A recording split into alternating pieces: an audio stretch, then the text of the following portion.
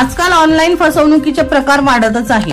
चाळीसगाव तालुक्यातील एका तरुणीला ट्रेंडिंग व शेअर मार्केटमध्ये गुंतवणूक करून नफा मिळवून देण्याचे आमिष दाखवत तब्बल 21,07,456 रुपयाची ऑनलाईन फसवणूक केल्याची धक्कादायक घटना समोर आली आहे।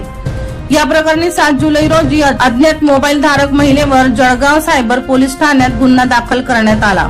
मिळालेल्या माहितीनुसार चाळीसगाव तालुक्यातील एका 20 वर्षीय तरुणी आपल्या परिवारासह वास्तव्याला राहते। 17 मे 2024 रोजी तरुणीला त्याच्या मोबाईल क्रमांकावर साक्षी सिंग असे नाव सांगणाऱ्या महिलेने संपर्क साधून त्यांच्या टेलिग्राम आयडी वर एक लिंक पाठवली। या लिंकद्वारे त्यांना एका टेलिग्राम ग्रुपला जॉईन करण्यात आले। त्यात त्यांना एका नंबरवरून बँक खात्याची माहिती पुरवून शेअर मार्केट व ट्रेडिंग मध्ये गुंतवणूक केल्यास चांगला नफा मिळेल असे सांगून विश्वास संपादन केला। त्यानंतर ऑनलाईन पद्धतीने 21,07,456 रुपये स्वीकारले।